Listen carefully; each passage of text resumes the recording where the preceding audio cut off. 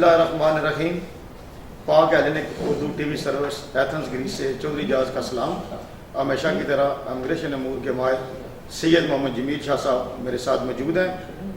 آج ہم وفاقی مذہبی امور کے آفس میں یہاں پہ موجود ہیں اور آج بڑی خوشی کی یہ بات ہے کہ ہمارے ساتھ ہماری تمام مذہبی جو یہاں پہ جماعتیں ہیں وہ بھی ہمارے ساتھ موجود ہیں اور انشاءاللہ تعالی یہ پروگرام آپ کو ہمارا ضرور پسند آئے گا کہ اس میں خاص کر جو ہے نا کہ ہماری جو مساجد کے یہاں پہ مسائل ہیں یا مذہبی طور پر جو ہمیں جو مسئلے یہاں پیدا ہوتے ہیں اس کے لیے اسپیشل ہم یہاں پہ بیٹھے ہوئے ہیں. اور اس میں بعض دفعہ یہ کہا جاتا ہے کہ شاہ صاحب جو ہیں یہ جا کر اپنے طور پہ قانون بناتے رہتے ہیں, یہ انہوں نے خود ہی قانون پاس کیا ہوتا ہے.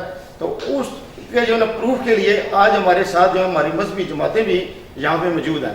تو بسم اللہ کرتے ہیں شاہ صاحب سے کہ شاہ صاحب اب انٹرویو لیں گے. میری تو گئی کی بھائی اتنی اچھی نہیں ہے, ٹھیک ہے جی, اوپر سے گزر جاتی ہے. تو شاہ صاحب ابھی جو ہے انشاءاللہ تعالیٰ انٹرویو لیں گے. بسم اللہ الرحمن الرحیم. ناظرین, سید محمد جمیل آپ کی خدمت میں حاضر ہے.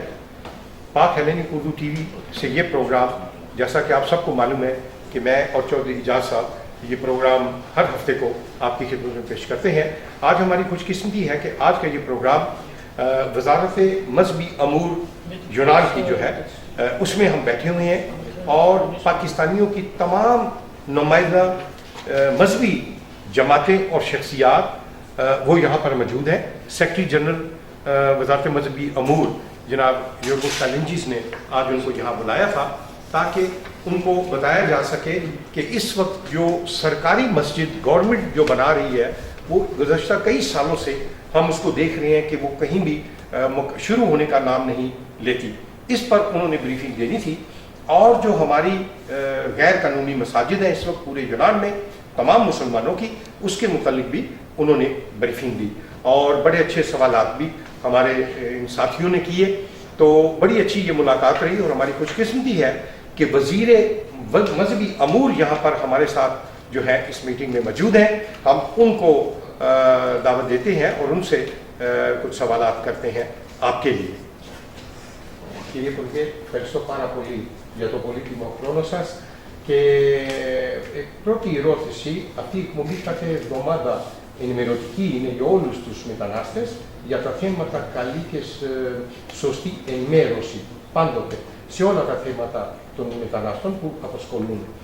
Σήμερα είμαστε στο Υπουργείο Θρησκευμάτων που είστε επικεφαλής. Και βλέπετε και ακούτε και ότι είναι πάρα πολλοί μουσουλμάνοι εδώ, μετανάστες, άλλο Έλληνες μουσουλμάνοι και άλλο μετανάστες μουσουλμάνοι που είναι χρόνια, νόμιμοι και μη νόμιμοι, έχουν πάρα πολλά προβλήματα. Το Τέμενο είναι μοναδική πρωτεύουσα στην Ευρώπη, Αθήνα, που δεν έχει νόμιμο τζάμι. Αυτό πώς εξηγεί και πώς το βλέπετε? Και να πείτε στους ακροατές μας, στους μετανάστες, επιτέλους χρήματα υπάρχουν, νομοσχέδιο υπάρχει, γιατί καθυστερεί και πότε ελπίζουν να λειτουργεί αυτό το τζάμι? Η ιστορία, γιατί δεν υπάρχει Τέμενος, είναι μακριά και πολεμένη. Να μην μπούμε την μακριά αυτή η ιστορία, να πούμε μόνο ότι υπήρχαν δυνάμεις που δεν το θέλανε, δυστυχώς. Εμείς και ως κόμμα και τώρα ως κυβέρνηση πάντοτε θεωρούσαμε ότι πρέπει να υπάρχει Τέμενος. Θεωρούμε ντροπή μας ότι, όπως είπατε, είναι η μόνη ευρωπαϊκή πρωτεύουσα που δεν υπάρχει. Έχουμε κάνει στο λίγο χρόνο που είμαστε κυβέρνηση τα λίγα εναπομένοντα βήματα για να ξεκινήσει η διαδικασία. Το τελευταίο πράγμα που έγινε στη Βουλή πριν από ένα μήνα ή εκεί περίπου ήταν να διορθωθεί ένα διάγραμμα που όσο δεν ήταν διορθωμένο εμπόδιζε για αυτό τον δευτερεύοντα μελιτέο λόγο να ξεκινήσει η διαδικασία. Τώρα περάσαμε και αυτό το εμπόδιο και άρα είμαστε πολύ πιο έτοιμοι να ξεκινήσουμε τη διαδικασία. Να πω, μια και πρώτη φορά εμφανίζομαι, φαντάζομαι, σε αυτή την εκπομπή, ότι χαίρομαι πολύ που είσαστε στο Υπουργείο, χαίρομαι πολύ που σας γνώρισα, θεωρώ ότι είναι πλούτος για την Ελλάδα να υπάρχουν μετανάστες, παρά τα προβλήματα που αντιμετωπίζουν και παρά τη στενότητα την οικονομική που βρίσκεται η χώρα.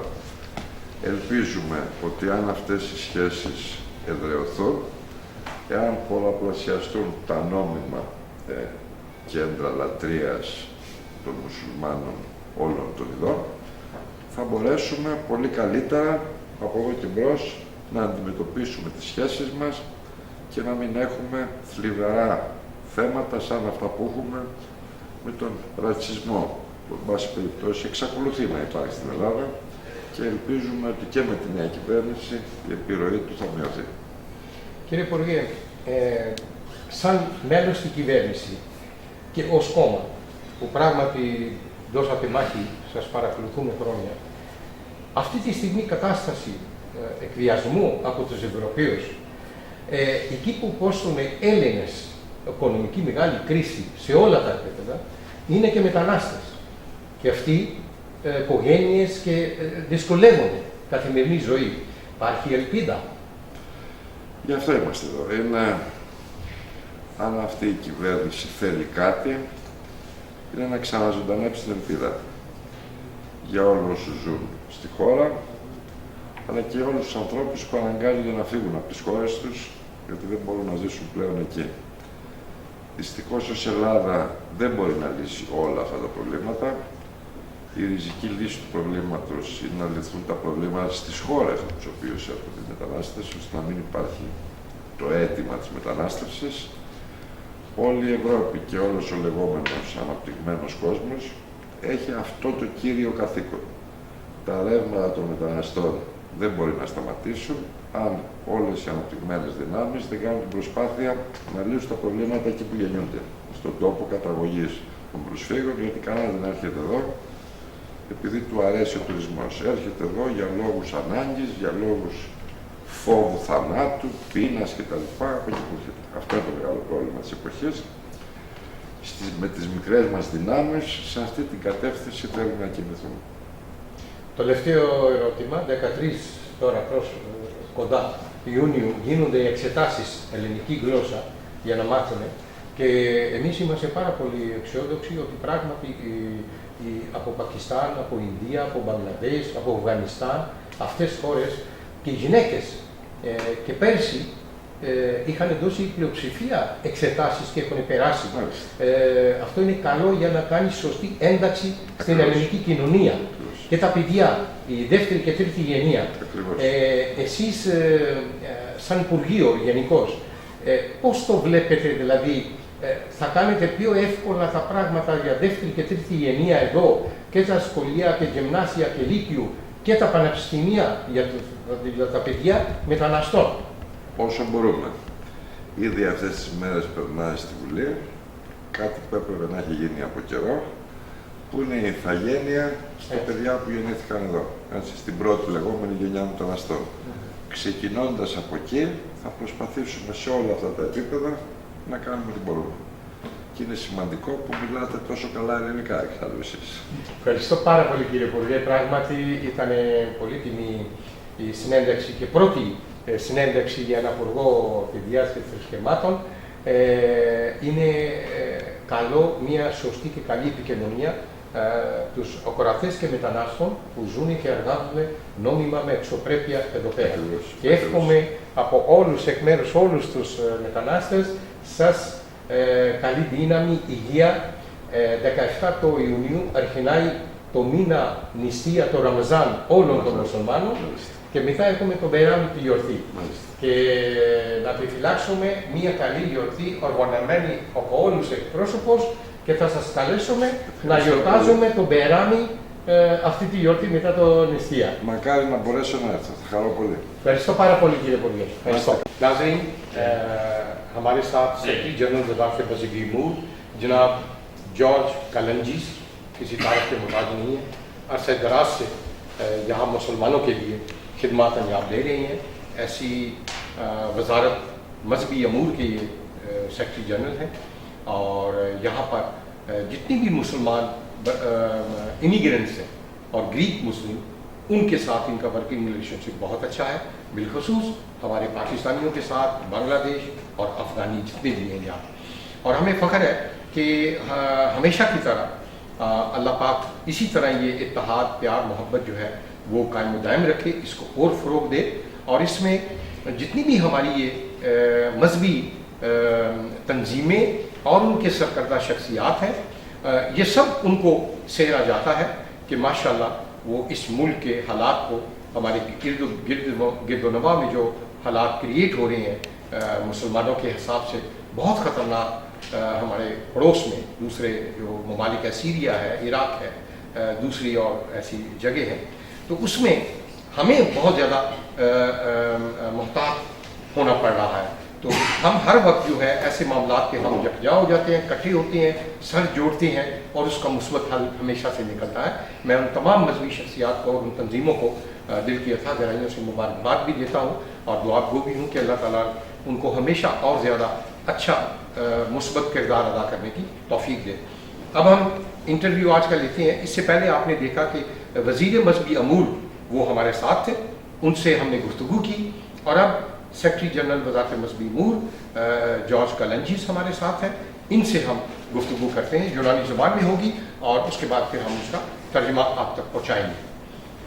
Καλησπέρα σας κύριε Γενικέ, ευχαριστώ πάρα πολύ για το πολύτιμο χρόνο σας.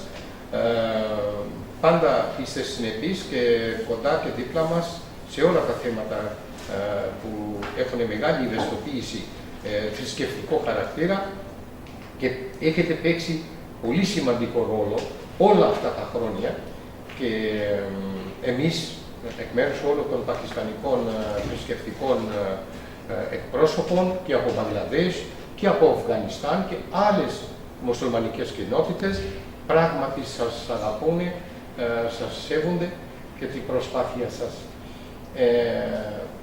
Η πρώτη μου ερώτηση μετά από τόσο καιρό είναι το λεγόμενο της φαντασίας ακόμα για το τέμενο και το τζάμι που πρόκειται να γίνει από το ελληνικό κράτος και από το Υπουργείο σας. Κάθε χρόνο βλέπουμε τις ημερομηνίες συνέχεια και δεν φαίνεται πουθενά αυτό το τζάμι. 2015 Ιούνιο, μισό χρόνο πέρασε και 2015.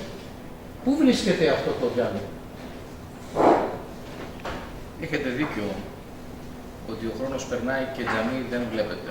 Όμως το τζαμί είναι δημόσιο έργο, και όπως όλα τα δημόσια έργα, είτε πρόκειται για χώρο προσευχής, είτε πρόκειται για ένα δημόσιο κτίριο, είτε πρόκειται για έναν δρόμο, είτε πρόκειται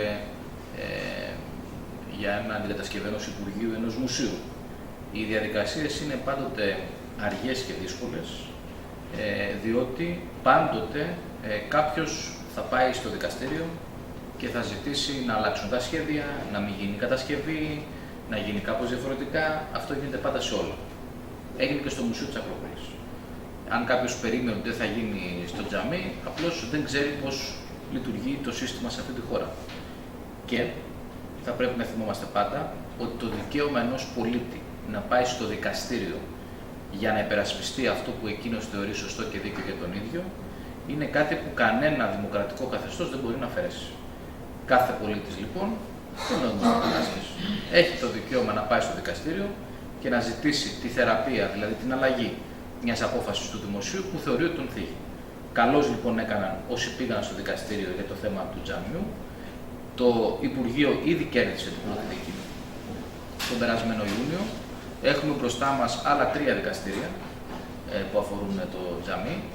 Εν τω μεταξύ, η νέα κυβέρνηση ψήφισε ήδη μια ρύθμιση που διόρθωσε ένα τεχνικό λάθος για την απεικόνιση του τζαμιού στο χώρο που θα κατασκευαστεί, με συγχωρείτε. Τώρα θα βγει οικοδομική άδεια. Όταν βγει οικοδομική άδεια, είμαι βέβαιος ότι όπως συμβαίνει σε όλα τα δημόσια έργα, θα έχουμε πάλι μια προσφυγή στο δικαστήριο, θα γίνει δίκη. Εάν η δίκη αποδείξει, όπως και στην προηγούμενη δίκη, αν το δημόσιο λοιπόν αποδείξει, όπως και στην προηγούμενη δίκη, ότι σωστά έχουν γίνει τα πράγματα και έχουν ακολουθηθεί οι νόμοι, το τζαμί θα ολοκληρωθεί. Εάν κάτι έχει κάνει λάθος στο δημόσιο και το δικαστήριο το πει, θα το αλλάξουμε και θα συνεχίσουμε την κατασκευή του τζαμί. Γι' αυτό το λόγο είναι δύσκολο να πει κάποιος πότε θα τελειώσει η κατασκευή του, γιατί δεν εξαρτάται μόνο από εμάς, εξαρτάται και από τον τρόπο με τον οποίο θα λειτουργήσει η δικαιοσύνη. Πάντως και στην περίπτωση αυτή η δικαιοσύνη λειτουργήσε όπως λειτουργεί πάντα.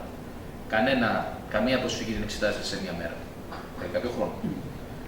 Νομίζω όμως ότι πρώτα ο Θεός το Σεπτέμβριο θα ξεκινήσουν τα έργα. Δηλαδή, αυτό θέλουμε. आप उर्दू में जो है ना हासिल कर देते आगे लोगों को तो पता चल जाए क्योंकि सब लोग ग्रीक नहीं आती निगो में इंटरव्यू करने की बात करते हैं टाइम की दिक्कत है वो फिर बात नहीं हो जाए वो पहले कह रहे हैं बातें पूछी Δηλαδή τώρα κύριε Γενικέ, αυτό εγώ το καταλαβαίνω προσωπικά, αλλά ο κρατές μας απλός πολίτης, απλός μετανάστη, αυτή είναι οριστική, τελευταία διαδικασία εκ μέρων των οποίων τίποτε να πάει προσφυγή, ξέρω εγώ, εναντίον σε οποιαδήποτε απόφαση, δηλαδή όλα τα σταδία έχουν περάσει και μέχρι τέλος των χρόνων να πούμε εμείς. Αυτή τη στιγμή οι προσφυγές στη δικαιοσύνη εναντίον του Τζαμιού έχουν να κάνουν με το γιατί έχει τοποθετηθεί στο Βοτανικό και όχι σε κάποια άλλη περιοχή. Πρέπει το κράτος να εξηγήσει γιατί έκανε αυτή την επιλογή. Έχουν να κάνουν με περιβαλλοντικές μελέτες, πώς επηρεάζει το περιβάλλον του Τζαμί. Έχουν να κάνουν επίσης με την νομιμότητα του διαγωνισμού μέσω του οποίου αναδείχθηκε ο κατασκευαστής. Όλα αυτά θα κρυθούν στο δικαστήριο. Αλλά δεν έχει μείνει κάτι άλλο να αμφισβητηθεί. Ό,τι μπορούσε κάποιος να επικαλεστεί για να μην γίνει το τζαμί, το έχει επικαλεστεί, όχι ο ίδιος, διάφοροι συμπολίτες μας. Τα μεγάλα θέματα, τα σημαντικότερα θέματα, που ήταν αν το κράτος έχει το δικαίωμα με χρήματα του κράτους να κατασκευάσει ένα τζαμί, αποφασίστηκε ήδη και κερδίθηκε. Αλλά δεν είμαι σε θέση να σας πω πόσο γρήγορα θα γίνουν αυτά τα πράγματα. Τώρα, καταλαβαίνω ότι είναι εξαιρετικά δύσκολο για κάποιον άνθρωπο που πραγματικά πιστεύει, που προσεύχεται, που θέλει να ζει σύμφωνα με το Ιερό Κοράνι και το Λόγο του Θεού, να ακούει κάθε χρόνο ότι το τζαμί γίνεται και το τζαμί να μην το βλέπει. Και το νιώθω αυτό γιατί και ο ίδιος προσεύχομαι ως χριστιανός Ορθόδοξος και φαντάζομαι πόσο δύσκολο θα ήταν για μένα να είμαι σε μια χώρα που να μην έχω εκκλησία και κάθε χρόνο να μου λένε ότι θα γίνει εκκλησία και θα γίνει εκκλησία. Γι' αυτό και υπερασπίζομαι πάρα πολύ και με πείσμα το δικαίωμα των μουσουλμάνων στην Αθήνα να έχουν τζαμί, γιατί είναι δίκαιο, είναι σωστό, είναι σύμφωνο όχι μόνο με το Σύνταγμά μας, είναι σύμφωνο και με τη συνείδηση, πιστεύω του καθενός, με την ελευθερία, αλλά και με την ορθόδοξη χριστιανική πίστη.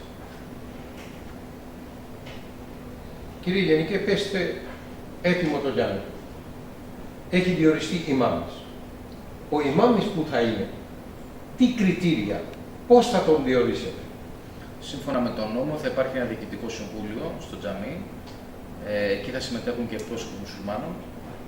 Θα βγει μια προκήρυξη που θα λέει ότι υπάρχει μια θέση ημάμι, να υποβληθούν αιτήσεις από τους ενδιαφερομένους. Η Επιτροπή αυτή θα συνεδριάσει, θα δει τα βιογραφικά και αναλόγως θα κρίνει. Μπορώ να σας πω από τώρα ότι μια διάσταση που έχει σημασία είναι προφανώς ο ημάμις να ξέρει πολύ καλά την ελληνική γλώσσα. Γιατί αυτός ο ημάμις, ως πια ο επίσημος ημάμις του τεμένου των Αθηνών, καταλαβαίνετε ότι θα είναι ο πρώτος άνθρωπος που θα τον ρωτάνε όλοι τη γνώμη του για διάφορα πράγματα. Τώρα, όταν πολλοί συμπολίτες μας που δεν ξέρουν το Ισλάμ έχουν απορίες, προσπαθούν να βρουν κάποιο μουσουλμάνο που γνωρίζουν να τον ρωτήσουν κάτι. Τότε δεν θα γίνεται αυτό. Θα υπάρχει ένας μουσουλμάνος, θρησκευτικός λειτουργός, αναγνωρισμένος από το κράτος, στο μεγάλο τζαμί, μεγάλο σε σχέση με τα υπόλοιπα που υπάρχουν και μικρότερα εννοώ. Και είναι λογικό ότι εκείνος θα πρέπει να απαντήσει σε όλες αυτές τις ερωτήσεις για το τι λέει το Ισλάμ. Εσείς διαβάζετε, αρκετοί από εσάς, περισσότεροι μάλλον, γνωρίζετε ελληνικά, έχετε διαβάσει σε εφημερίδες αλλά και σε ιστοσελίδες απίστευτα ψέματα που λέγονται για το Ισλάμ. Τότε λοιπόν θα υπάρχει ένας άνθρωπος ο οποίος θα πρέπει να εξηγήσει τι πραγματικά λέει το Ισλάμ. Είναι λογικό ότι πρέπει να τα εξηγήσει στα ελληνικά. Αυτή τη γλώσσα μιλάμε. Εάν κάποιος δεν ξέρει ελληνικά, θα έχει ένα σοβαρό πρόβλημα για να είναι σε αυτή τη θέση. Βεβαίως θα πρέπει να έχει σπουδάσει. Η χώρα έχει μουσουλμάνους οι οποίοι έχουν σπουδάσει σε μεγάλα ισλαμικά πανεπιστήμια, το Αλάσχα για παράδειγμα στην Αίγυπτο ή το Ισλαμικό Πανεπιστήμιο της Μεδίνας, αλλά και άλλα Ισλαμικά πανεπιστήμια και στη δική σας χώρα, στη χώρα προελευσής σας δηλαδή, υπάρχουν Ισλαμικά πανεπιστήμια. Όλα αυτά θα τα εκτιμήσει η Επιτροπή και θα βγάλει μια απόφαση. Η θέση δεν είναι μόνιμη, ξέρετε. Διορίζεσαι για κάποιο διάστημα, δεν θυμάμαι ποιο, μετά μπορεί να γίνει μια αλλαγή. Οι γιορτές, όπως γνωρίζετε ότι οι μουσουλμάνοι έχουν διάφορα δόγματα. Είναι Σουνίτες, είναι Σιήτες, είναι και άλλοι. Οι μουσουλμάνοι είναι όπως όλοι οι άνθρωποι που ανήκουν σε μια θρησκεία. Έχουν και διαφορές μεταξύ τους, όχι μόνο σε επίπεδο δογμάτων, έχουν και εθνικές διαφορές. Άλλο είναι οι Πακιστανοί. Όλα αυτά πώς θα αντιμετωπίσετε? Με πνεύμα αγάπης και συνεννόησης. Το τζαμί δεν γίνεται για ένα. Αυτό ήθελα να ρωτήσω. Γίνεται για όλους. Εάν κάποια κοινότητα θέλει να προσευχηθεί με το δικό της ημάμι, θα το ζητήσει από τη διοίκηση του τεμένους και καταρχήν υπάρχει η θετική αντίληψη. Αυτό ήταν το ερώτημά μου, να ακούσουν όλοι οι ακροατές και τελετές, ότι τζάμι γίνεται ένα, κρατικό τζάμι, με επίσημο ημάμις, αλλά εσύγετες διαφορετικό ωράριο, διαφορετική προσευχή κάνουν, οι Σουνιτές κάνουν άλλοι. Και μέσα στους Σουνιτές έχουν και άλλα δόγματα. Θα έχουν δυνατότητα, εάν δεν θέλουν να κάνουν προσευχή μες στο ημάμι διορισμένο, να κάνουν με το δικό τους ημάμι. Να ξεκαθαρίσουμε ορισμένα πράγματα. Αυτό. Υπάρχει σύνταγμα στη χώρα. Πάνω απ' όλα και από όλους είναι το σύνταγμα.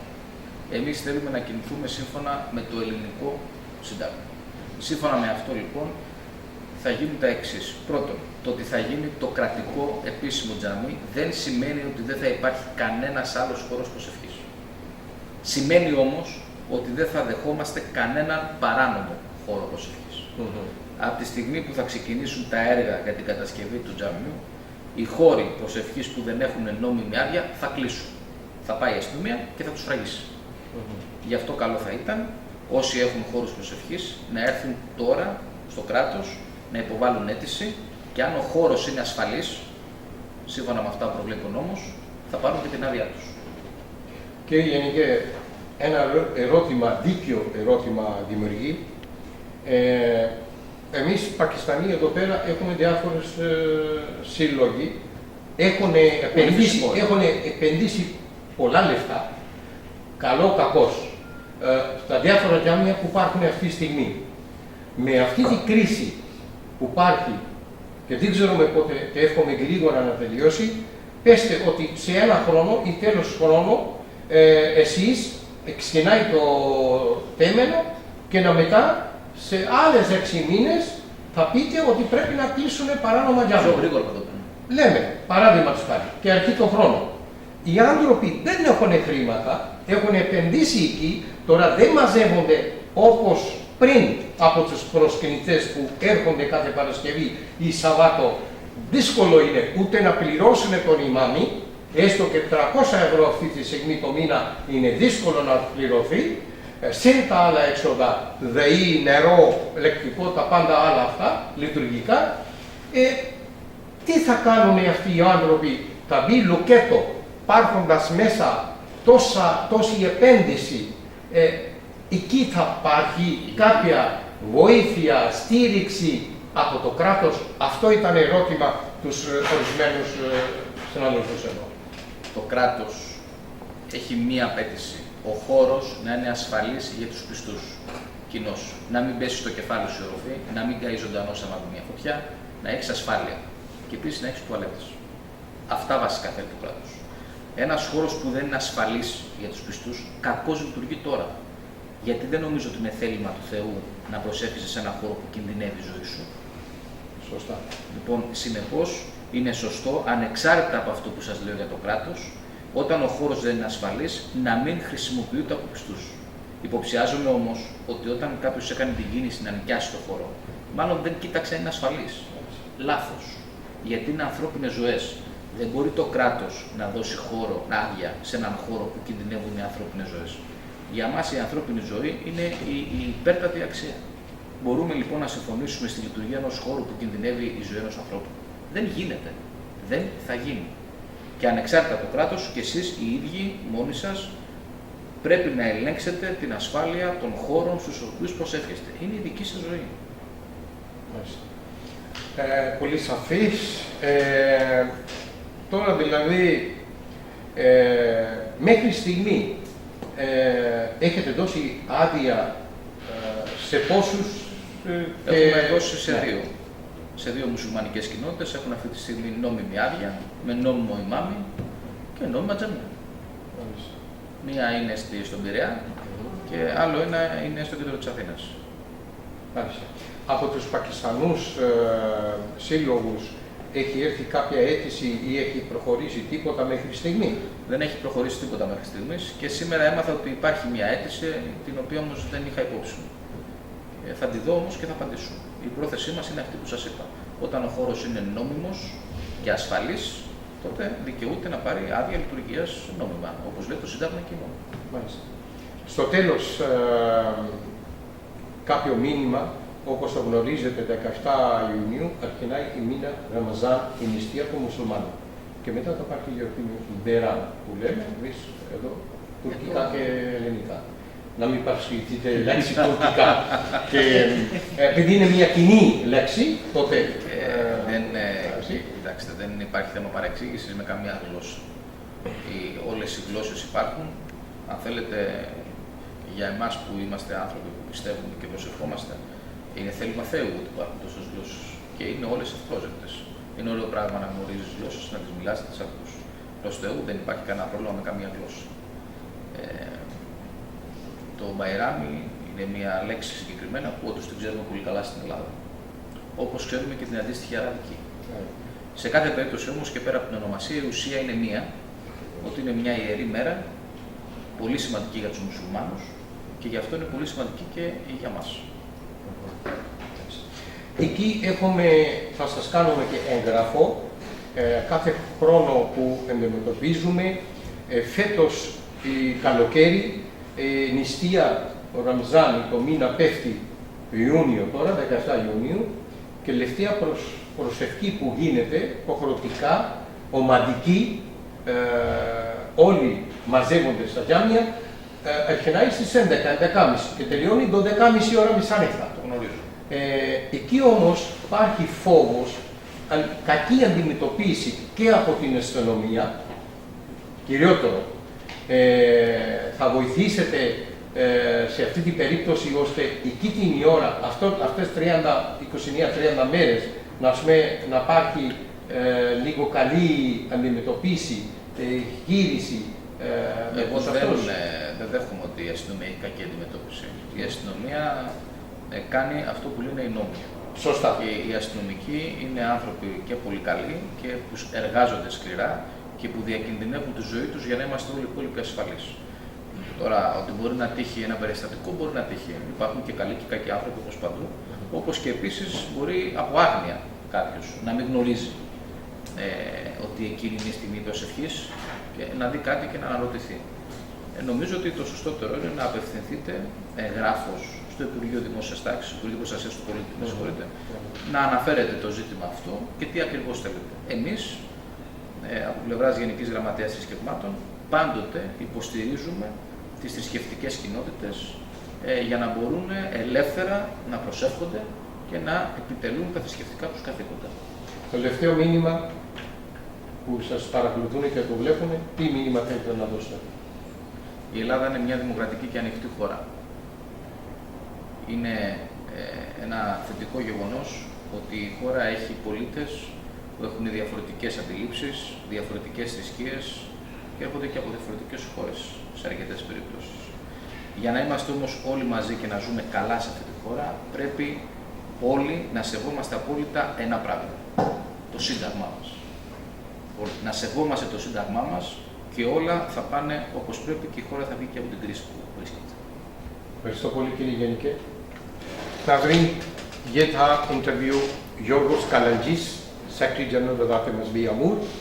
اور اب جو بھی گفتگو ہوئی وزیر مذہبی امور اور سیکرٹری جنرل وزارت مذہبی امور سے، اس کا اردو ترجمہ تھوڑی دیر میں آپ کی خدمت میں پیش کیا جائے گا. میرا پہلا سوال جو تھا وزیر موصوف سے، وہ یہ تھا کہ یونان میں عرصہ دراز سے ہم جو ایک سرکاری مسجد ہے اس کے بارے میں ہر سال سنتے آ رہے ہیں، تاریخیں مل رہی ہیں، اور یونان یورپ کا واحد دارالخلافہ ہے جس میں سرکاری مسجد ابھی تک جو ہے پچھلے 25 سال سے اس پر گفتگو ہو رہی ہے، بحثیں ہو رہی ہیں پارلیمنٹ میں، پارلیمنٹ کے باہر تمام حکومتیں اس پر اپنے طرح کوششیں کرتی نہیں ہیں، لیکن 2015 یہ جون آ گیا ہے، آدھا سال یہ بھی ختم ہو رہا ہے، تو ابھی تک اس مسجد کا کہیں بھی پتہ نہیں کہ وہ کہاں ہے،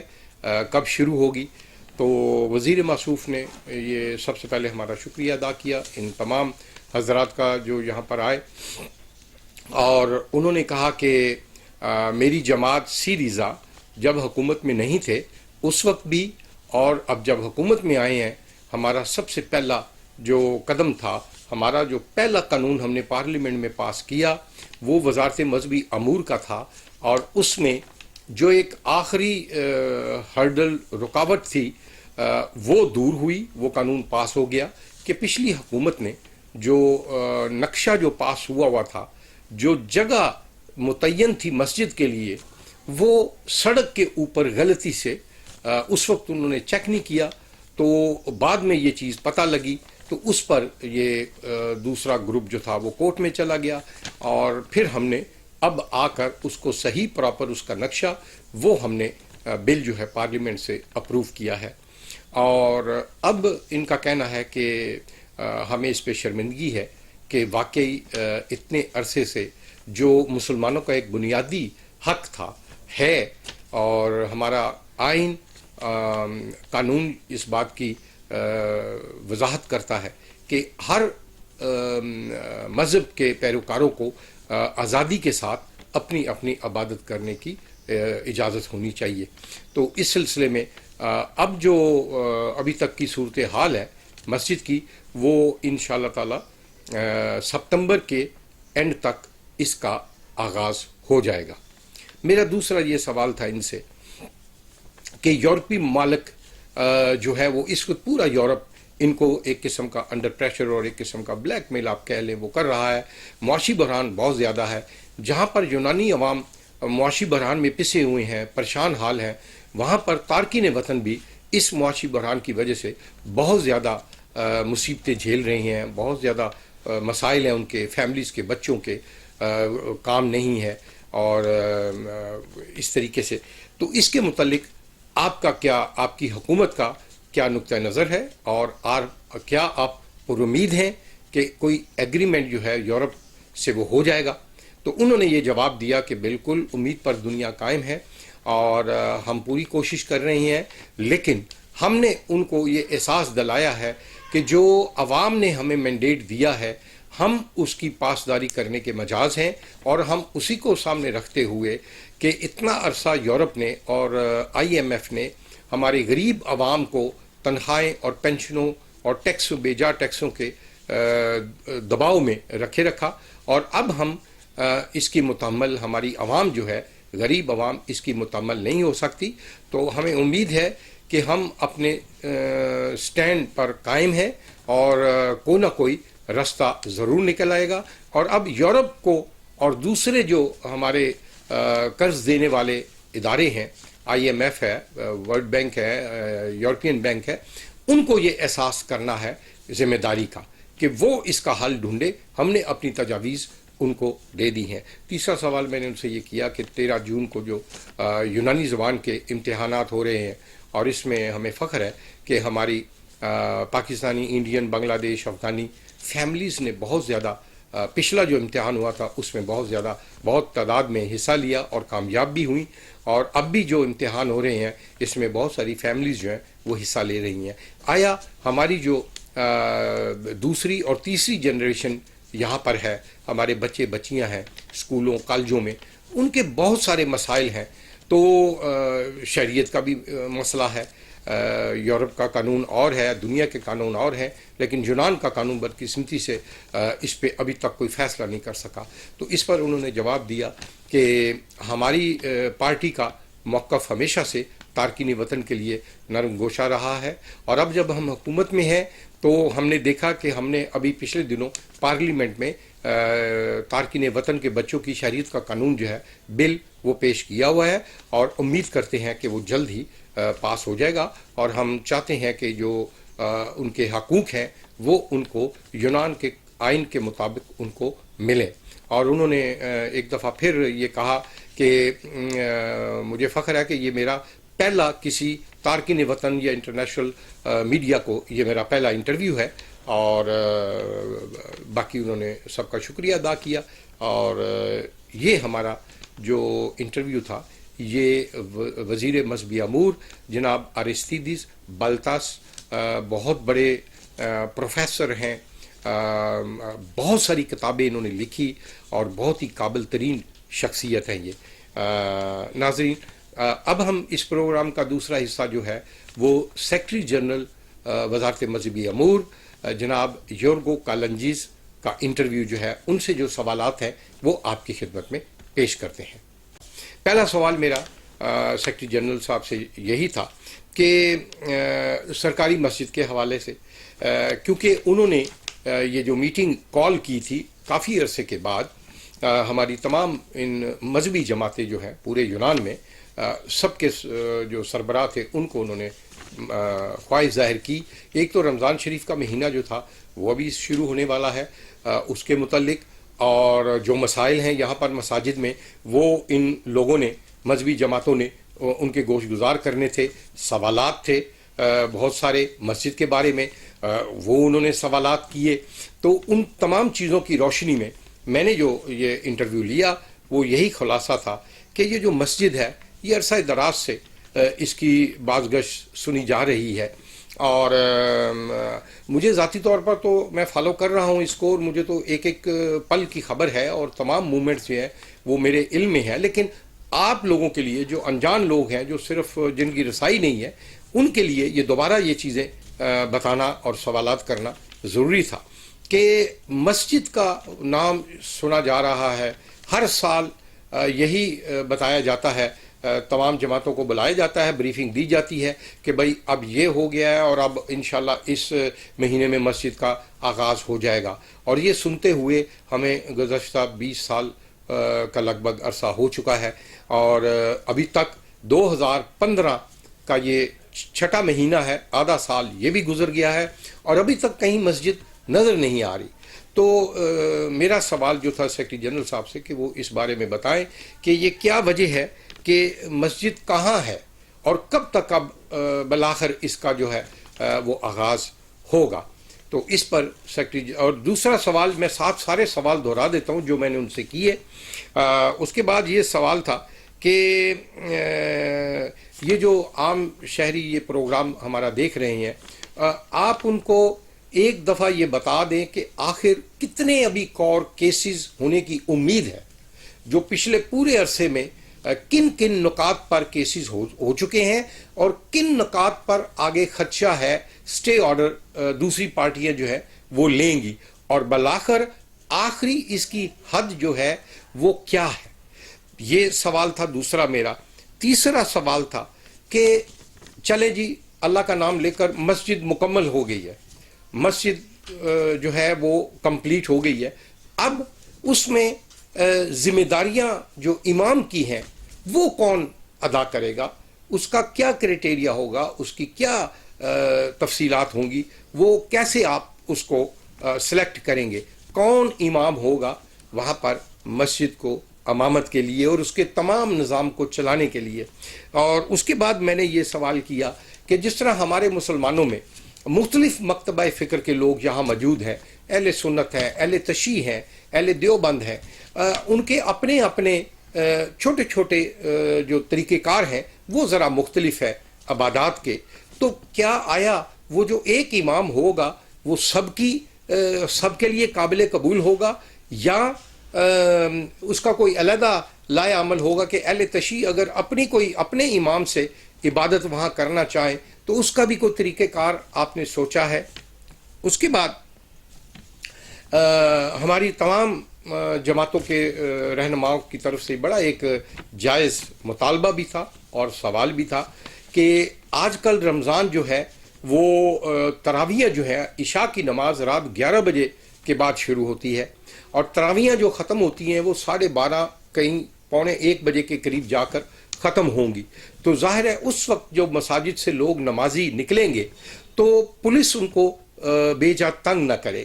اس کے لیے کوئی ان سب نے ریکویسٹ کی کہ آپ کوئی ایسی ہدایات جاری کریں کہ کم از کم یہ جو رمضان کا 1 ماہ کا عرصہ ہے تراویح کے وقت جہاں جہاں بھی یہ ہمارا فرض ہے عبادت ہے اور لوگ دور دور سے آتے ہیں صبح انہوں نے کام پہ بھی جانا ہوتا ہے لیکن اس عبادت کو وہ فرض سمجھتے ہیں اور اس کو انہوں نے مکمل کرنا ہے. اس کے لیے آپ کوئی لاہ عمل اگر کر سکتے ہیں اس میں آپ مدد کر سکتے ہیں اور آخر میں کوئی آپ پیغام دینا چاہیں ہمارے سننے والوں کے لیے. یہ سارے سوالات تھے جو میں نے ان سے کیے. اب ان کے جوابات آپ کو میں بتا دیتا ہوں. اس کا خلاصہ کہ مسٹر کالنجی نے یہ کہا پہلا سوال جو تھا کہ مسجد کہاں ہے. ابھی تک ان کی تاریخیں پڑھی جا رہی ہیں. انہوں نے کہا واقعی یہ بہت بڑا پرابلم ہے اور جو لوگ اس چیز کو سمجھتے ہیں کہ سرکاری جو تعمیرات ہوتی ہیں اس میں بیوروکریسی جو ہے وہ انوالو ہوتی ہے, وہ تاخیر حربے استعمال کرتی ہے اور یونان میں جتنے بھی آپ یہ دیکھ لیں سرکاری عمارات یا پروجیکٹ جتنے بھی ہیں وہ ہمیشہ وہ مطلب ہے کہ وہ التوا اور ڈیلے ہوتے ہیں. وہ اس کی انہوں نے ایک سب سے بڑی مثال دی کہ یہ جو ایکروپولس کا میوزیم ہے نیا, یہ 2004 میں اس کو مکمل ہونا چاہیے تھا. 2004 جب یہاں اولمپک 100 سالہ اولمپک گیمز ہوئی تھی, لیکن 122 مقدمے کیسز اس کی پوری ہسٹری میں ہوئے یہاں پر اس ایکروپولی میوزیم پہ. وہ سارے کمپلیٹ ہوئے, اس پہ 10 سال کا عرصہ لگا اور اب وہ اپنی مکمل حالت میں پچھلے 2 سال سے وہ کام کر رہا ہے. یہی حال جو تھا اس سرکاری مسجد میں جو تھا اسی سلسلے میں ہوا کہ بہت ساری تنظیمیں اس کے اسٹے آرڈر لے لیتی تھی, کبھی کسی شک پر کبھی کسی شک پر. تو اب جو مین بڑی شکیں تھی, جتنے بھی کیسز تھے, جتنے بھی اعتراضات تھے, وہ تقریباً مکمل ہو چکے ہیں. اب آ کر 2 یا 3 اعتراضات رہ جائیں گے. اگر وہ انہوں نے اس پہ اعتراضات کیے, ایک ماحولیات کا ہوگا کہ آیا اس مسجد کے تعمیر ہونے سے وہاں کا ارد گرد کا جو ماحول ہے وہ تو خراب نہیں ہوگا, ایٹماسفیئر جس کو آپ کہتے ہیں, یا اس کے علاوہ کہ اس کا جو ڈیزائن ہے, اس کی جو کنسٹرکشن ہے, اس کا جو ٹینڈر ہے وہ صحیح معنوں میں ہوا ہے, اس میں کوئی کرپشن تو نہیں ہے, وہ تمام قانونی دائرے میں رہ کر ہوا ہے. یہ 2-3 میٹر ہوں گے. اگر یہ ہوئے بھی تو بالآخر اس سال کے سپتمبر کے اینڈ تک وہ سب کمپلیٹ ہو جائیں گے. سپریم کورٹ ہے وہ جلدی فیصلہ دیتی ہے. حکومت نے پورا ہوم ورک کیا ہوا ہے, اپنی وزارت مذہبی امور نے. ایک جو بڑا تھا جس کا صدر اپنا وزیر موصوف نے بھی کہا وہ یہ تھا کہ پچھلی حکومت نے جب پارلیمنٹ میں بل پاس کیا تھا نقشے کا, تو غلطی سے وہ نقشہ جو تھا وہ انہوں نے اس وقت صحیح نہیں, جگہ کا متعین صحیح نہیں کیا. تو مسجد جہاں شو ہو رہی تھی وہاں پر بعد میں پتہ چلا کہ یہ تو سڑک ہے, سڑک کے اوپر مسجد کیسے بن سکتی ہے. تو دوبارہ انہوں نے ابھی یہ جو پارلیمنٹ نے بل, اس سیریزا کی حکومت نے پہلا بل جو پیش کیا ہے پاس کیا ہے وہ یہ نقشے کا تھا, وہ کمپلیٹ ہو چکا ہے, اوور کم ہو گئی ہے وہ پرابلم. اب یہ ہے کہ امید کی جا رہی ہے کہ یہ جو مسجد ہے یہ تقریباً سپتمبر کے اینڈ تک یہ سارے معاملات ختم ہونے کے بعد جو ہے اس کی تعمیر جو ہے وہ شروع ہو جائے گی. پیسہ موجود ہے, فنڈ آلریڈی موجود ہے, نقشہ ٹینڈر پاس ہوا ہے, صرف بلڈوزر اور مشینیں وہاں لگنی ہیں اور کام اور اس کی تعمیر شروع ہو جائے گی. اور اگلے 6 ماہ میں اس کی تعمیر مکمل کرنے کا انہوں نے پلان بنایا ہوا ہے, جو ان کا پروگرام ہے. اس پر انہوں نے ایک اور بات کہی کہ اس کا یہ مطلب نہیں کہ اگر جب بھی یہ مسجد کمپلیٹ ہو جائے گی اس کے بعد جو باقی مسجدیں ہیں یا باقی جگہ آپ عبادت نہیں کر سکیں گے. ایسا ہرگز نہیں ہے. آپ ہر جگہ جہاں جہاں آپ کی مساجد ہیں بشرطے کہ وہ سب قانونی دائرے میں ہو.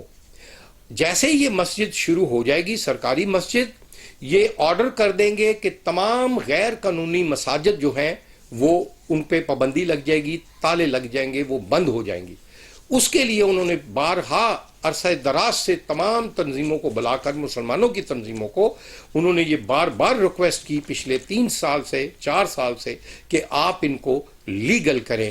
لیکن ابھی تک انہوں نے کہا, مجھے افسوس ہے کہ ہماری پاکستانی برادری میں سے کسی ایک جماعت نے بھی ابھی تک اپنی لیگلائزیشن کے لیے درخواست نہیں دی. اور اس سال صرف 2 مساجد کو اجازت باضابطہ مل گئی ہے. ایک تراپیچونا میں گریک مسلم ہے, یہ ان کی مسجد ہے, اور ایک عتیقی میں بنگلہ دیشیوں کی مسجد ہے جس کو مکمل طور پر عادیہ مل گئی ہے. باقی ابھی تک کسی نے کوئی ان درخواست وزارت میں ابھی تک نہیں آئی. انہوں نے ایک اور یہاں میں بتاتا چلوں اپنے ناظرین کو اور بالخصوص یہ مذہبی جماعتوں کو کہ ابھی یہ جو بل پاس ہوا ہے پارلیمنٹ میں, اس میں ایک اور بڑی اچھی جو ایک پیراگراف ہے, ایک نوٹیفیکیشن ہے, وہ بھی پاس ہوا ہے ایک اور, کہ یہاں پر جس طرح ہم نے تنظیمیں بنائی ہوئی ہیں سماتیو, یا ہم نے کوئی اپنی ویلفیئر کی, کوئی کلچر کی, کوئی مذہبی یہ بنائی ہوئی ہیں اپنی اپنی تنظیمیں. پہلی دفعہ یونان نے یہ پارلیمنٹ میں بل پاس کیا ہے کہ کوئی بھی مذہبی جماعت اپنی مذہبی شناخت کے اندر رہتے ہوئے وہ جماعت بھی رجسٹر کروانے کی حقدار ہے. اس کو یہ اختیار دیا گیا ہے بشرطے وہ تمام جو ریکوائرمنٹس ہیں وہ پوری کرے. تو اس کے لیے پھر وہ آٹومیٹک جو امام ہوگا وہ بھی, اس کا راستہ بھی آسان ہوگا کہ وہ بھی لیگل ہوگا. تو دوسرا سوال یہ تھا کہ یہ جو عام شہری پوچھ رہے تھے کہ بھائی آخر یہ آپ ایک دفعہ ہمیں بتا دیں کہ مسجد آخر فائنل کوئی مہینہ آپ بتا دیں, آیا اس سال کے اینڈ تک یہ مکمل ہو جائے گی؟ تو وہی انہوں نے جواب دیا ہے کہ انشاءاللہ تعالی انہوں نے سپتمبر کا کہا ہے, ہم نے کہا ہے جی کہ اس سال کے اینڈ تک بھی یہ ساری چیزیں پروسیس ختم ہو جائے تو مسجد شروع ہو جائے. اس کے بعد میں نے پھر ایک اور سوال کیا تھا کہ چلے خدا کر کے مسجد کمپلیٹ ہو جاتی ہے, سٹارٹ ہونی ہے, اب اس میں امام جو ہے وہ کون ہوگا؟ تو اس کے متعلق انہوں نے بتایا کہ یہ آلریڈی بل پاس ہوا ہے پارلیمنٹ میں کہ ایک کمیٹی بنے گی. وہ کمیٹی جو ہے وہ یونان کے مختلف اداروں کے اس میں ہوں گے نمائندے, اور 2 نمائندے مسلمانوں کے ہوں گے اس کمیٹی میں. وہ سرکاری کمیٹی ہوگی باقاعدہ, اور وہ یہ تعین کرے گی کہ کون امام ہونا چاہیے. امام کے لیے کرائٹیریا ہے سب سے پہلے اس کو یونانی زبان پر عبور حاصل ہونا, یونانی تاریخ, یونانی معاشرت, یونان کے سارے نظام کا اس کو پتہ ہونا چاہیے. اس کے بعد اس کی سندیں ہونی چاہیے, جس طرح مثال انہوں نے دی کہ جامعہ الازہر مصر میں ہے, مدینہ یونیورسٹی ہے, اور اس طرح کی جو انٹرنیشنل ریکگنائز ادارے ہیں ان سے سند یافتہ جو امام ہوں گے وہ اس کو رکھا جائے گا. اور اس کی وجہ انہوں نے یہ بتائی کہ ابھی تک یونان میں بہت ساری اسلام کے بارے میں غلط فہمیاں, غلط خبریں جو ہیں وہ پھیلائی جاتی ہیں, اور اس میں کوئی ایک ضابطہ اخلاق یا ایک نقطہ نظر کبھی سامنے نہیں آیا. تو وہ جو امام ہوگا وہ پوری مسلمان برادری کا واحد ترجمان ہوگا, جو پورے میڈیا, پوری حکومتی سطح پہ ہر جگہ وہ ترجمانی کرے گا. یعنی اس کی اتنی بڑی ذمہ داری ہوگی کہ تمام میڈیا اس سے سوال کرے گا, اور وہ اس کا مجاز ہونا چاہیے, اس کا اہل ہونا چاہیے کہ ان تمام معاملات پہ وہ اچھے طریقے سے بریف کر سکے, اپنا نقطہ نظر سمجھا سکے, اور گورنمنٹ کی پالیسی کو بھی فالو کرے, حکومت یونان کی پالیسی کو بھی فالو کرے. یہ تمام شرائط اس میں موجود ہوں گی. تو اس کے لیے ہماری بدقسمتی ہے کہ ہم پاکستانی برادری, میں پچھلے 25 سال سے یہ ریکویسٹ کرتا رہا تمام تنظیموں سے کہ جو بھی امام آتے ہیں ان کو یونانی لینگویج سمجھائیں, ان کو پڑھائیں, ان کو اپڈیٹ کریں, لیکن کسی نے اس طرف توجہ نہیں دی. اور آج عربی جو ہیں وہ ہم سے آگے چلے گئے ہیں. ان کے امام یہاں موجود ہیں جو الازہر یونیورسٹی سے آئے ہوئے ہیں, دوسری یونیورسٹیوں سے گریک لینگویج کے کورس پاس کیے ہیں, اور اس وقت بہترین وہ جو ہے اسلام اور یونانی زبان پہ عبور رکھتے ہیں. اب لا محالہ وہی آگے ان کو یہ ذمہ داری دی جائے گی. اس کے بعد انہوں نے یہ جو بات کہی کہ عبادت کیسے ہوگی, تو شیعہ اہل تشیع اگر کو کرنا چاہتے ہیں، اہل سنت میں بھی بہت سارے فرقے ہیں، وہ اگر کوئی اپنے کسی کو بلوا کر کوئی اگر کرنا چاہیں تو اس کے لیے کیا سہولت ہوگی. تو انہوں نے کہا یہ ساری چیزیں وہ کمیٹی باختیار ہوگی، اور اس پہ ہم نرمی کا رویہ رکھیں گے کہ جو کوئی بھی اپنے فرقے کے مطابق کسی کو کوئی ہارم نہیں کرے، وہ اپنے تک رہ کر اپنے طریقے سے وہاں عبادت کرنے کی اس کو اجازت ہوگی. تو یہ بڑی اچھی بات ہے. اس پہ مطلب ساری جو مذہبی جماعتیں ہیں، فرقے ہیں، وہ بالکل راضی ہیں، اور یہ بڑی خوشائند بات ہے.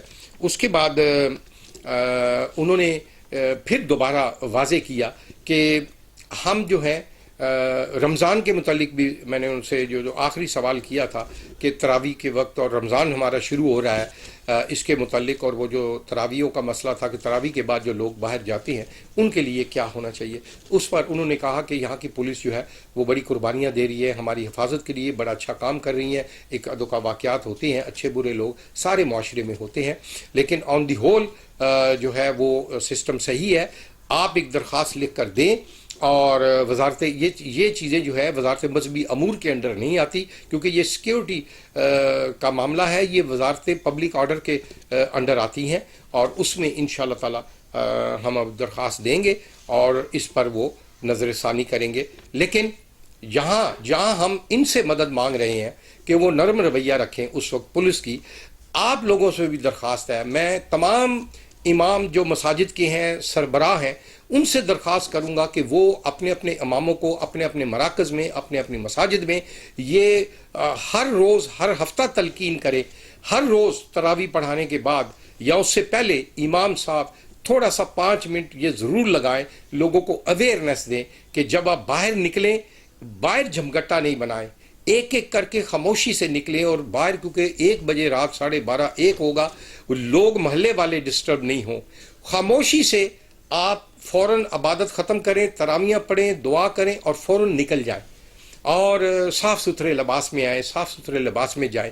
باہر مساجد کے یہ سختی سے اس پر عمل کریں. میری درخواست ہے آپ سب سے کہ اس چیز پر بالخصوص توجہ دیں. انتظامیہ جو ہے وہ باہر کھڑی ہو تاکہ لوگوں کو وہاں جھمگٹا نہ کرنے دے، ان کو اپنے گھروں کو روانہ کرے.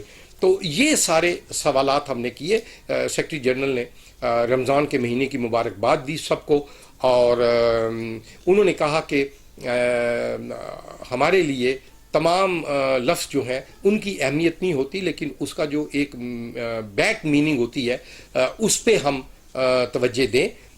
ہمارے عید جو آئے، وہ ہمارا فنکشن ہے بہرام اس کو یہاں کہتے ہیں، یہ ترکی کا لفظ ہے. میں نے ایک ذرا مذاق ان سے کہا، تو کیونکہ ترکی کے ساتھ ان کے تعلقات آپ سب کو معلوم ہے اتنے اچھے نہیں ہیں، اور ہمیں بھی چاہیے کہ ہم جس ملک میں رہتے ہیں یہ ہمارا دوسرا ملک ہے، یہیں سے ہمیں رزق ملتا ہے، ہمیں بچوں کا، ہماری فیملی کا.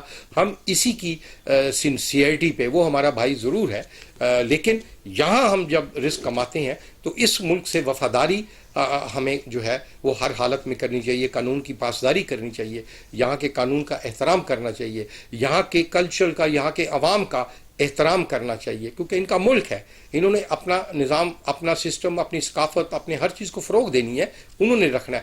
میں یہ نہیں کہتا اپنے مذہب، اپنی ثقافت، اپنی اقدار وہ کبھی بھی آپ مت چھوڑیں، لیکن دوسروں کو ہارم نہیں کریں جس سے دوسروں کو تکلیف ہو. یہ ساری گفتگو جو تھی بڑی کارآمد تھی، خوشائند تھی، اور تمام جماعتیں جو تھی وہ اس پہ بہت خوش تھیں. اور پہلی دفعہ، اس سے پہلے جتنی بھی دفعہ ملاقاتیں ہوتی رہی ہیں وہ صرف سیکرٹری جنرل وزارت مذہبی امور سے ہوتی رہی ہیں. آج پہلی دفعہ اس وزارت مذہبی امور کی یہ جو ہے، ایک بہت عرصہ پہلے کریا یاناکو نیا ڈیموکراتیہ کی وزیر مذہبی امور ہوتی تھی، ان سے ملاقات ہوئی تھی جب پیر فیاض الحسن صاحب پہلی دفعہ یہاں تشریف لائے تھے، وہ میں ان کو لے کر گیا تھا. اس کے بعد آج تک کسی بھی وزیر مذہبی امور سے ملاقات نہیں ہوئی. اور آج ہماری خوش قسمتی ہے کہ تمام ان جماعتوں کی وزیر مذہبی امور نے خود چاہا کہ میں ان لوگوں سے ملاقات کروں اور میں ان کے معاملات کو دیکھوں قریب سے. تو یہ بڑی ہمارے لیے حوصلہ افزا اور خوش آئند بات ہے.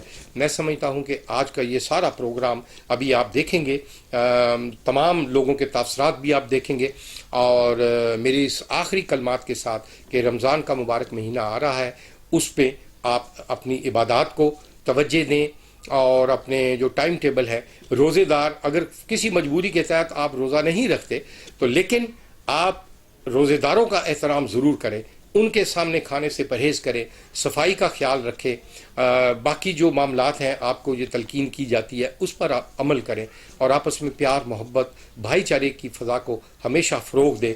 میری دعا ہے کہ جیلوں، کیمپوں میں، تھانوں میں جو لوگ ہمارے بھائی بند ہے، اللہ تعالیٰ ان کی تکلیفیں پریشانیوں کو دور کرے، ان کو جلدی رہائی نصیب کرے. اسپتالوں میں جو بیمار ہیں اللہ تعالیٰ ان کو شفائے کاملانہ اور عاجلانہ عطا کرے. ہم سب کو اپنے حفظ و امان میں رکھے.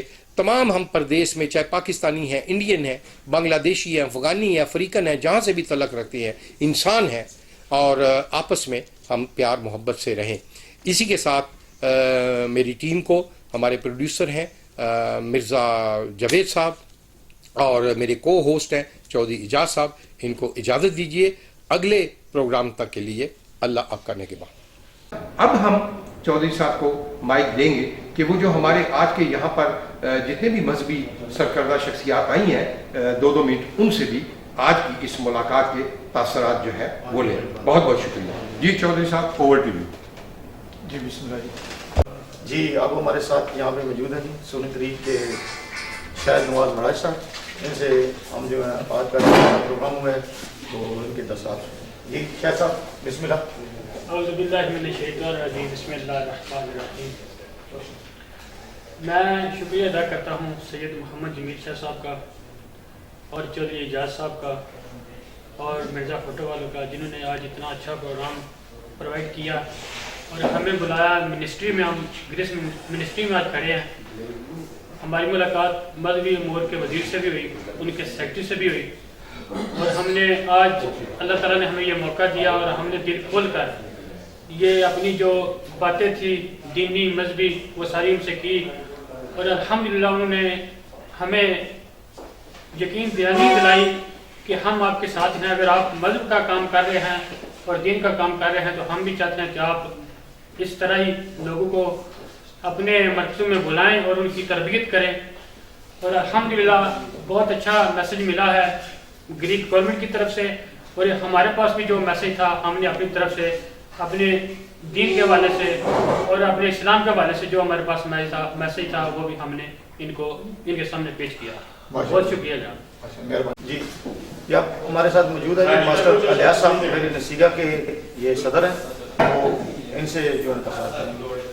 جی ماسٹر جی بسم اللہ. بسم اللہ الرحمن الرحیم. سب سے پہلے تو میں مشکور ہوں چودھری اعجاز صاحب کا اور سید جمیل شاہ صاحب کا، جو ہمیں بہت زیادہ انہوں نے ہماری مدد بھی کی اور یہاں تک جو لے کے آئے. اور اس کے بعد جو مذہبی امور کے وزیر ہیں ہمارے ساتھ تعاون کیا ہے. ہمیں تمام مسلمانوں کو چاہیے، امت مسلمہ کو چاہیے جو ہمارے ادھر دوست گریس میں رہ رہے ہیں کہ اسی طرح ان کے ساتھ ہم تعاون کریں. شکریہ جی مہربانی. اب جی آپ کو باؤ سلطان باؤ ٹرسٹ کے صدر ہمارے ساتھ موجود ہیں عتیق صاحب، چودھری عتیق صاحب. بسم اللہ الرحمن الرحیم. ہم آج کے پروگرام کا جتنا بھی کریڈٹ ہے وہ جمیل شاہ صاحب اور ان کے چینل کو جاتا ہے کہ جنہوں نے تمام جماعتوں کو اکٹھا کر کے وزارتی مذہبی امور میں اکٹھا کیا، اور جتنے معاملات ادھر مساجد کے اور رمضان کے حوالے سے جو بریفنگ تھی گورنمنٹ کی طرف سے وہ دی گئی ہے. تو اس کے لیے یہ خوشائن بات یہ ہے کہ جیسے کہ وزیر مذہبی امور نے بھی سب باتیں جو ہماری ہیں وہ سنی اور ہمارے معاملات ہیں وہ سنے، اور جو آنے والے وقت میں دشواریاں ہیں قانونی طریقے کی وہ بتائیں کہ ان چیزوں کو صحیح کریں، آپ تو لیگل کریں جتنے مراکز ہیں. تو آپ سب نے سنے اور آئندہ اس پہ عمل ہوگا. Thank you very much. بہت زیادہ شکریہ. جی آپ ہمارے ساتھ موجود ہیں جی سید فدا حسین شاہ جعفری آرگنائزیشن سے، تو ان سے بسم اللہ الرحمن الرحیم.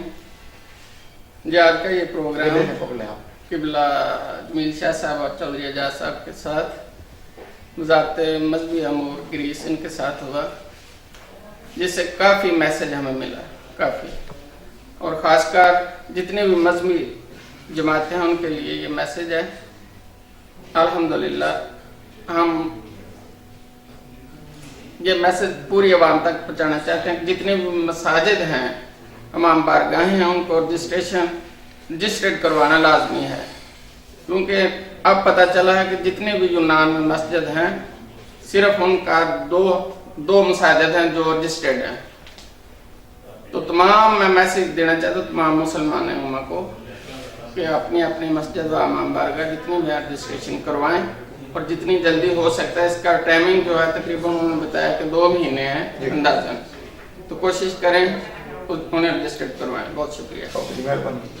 جی اب ہمارے ساتھ ہیں جی قاری محمد اکرم صاحب، اہل حدیث مرکز الحدیث سے ہیں جی۔ جی بسم اللہ الرحمن الرحیم۔ یہ بہت اچھے ماحول میں یہ میٹنگ ہوئی مذہبی امور سے، تو بہت اچھی معلومات ملی اور ہم نے سوال و جواب بھی کیے، تو یہ بہت اچھا کریڈٹ جاتا ہے سید جمیل شاہ صاحب کو، اور میں شکرگزار بھی ہوں ان کا، اور چودھری اعجاز صاحب کا تہ دل سے شکریہ ادا کرتا ہوں کہ انہوں نے یہ موقع فراہم کیا۔ ان کی مدد سے یہ سارے کام ہوئے۔ ہم نے ان سے سوال و جواب کیے، جو ہماری مشکلات تھیں وہ ہم نے ان کو بتلائیں، اور جو قانونی ان کی جو ساری باتیں تھیں وہ ہمیں معلوم ہوئیں۔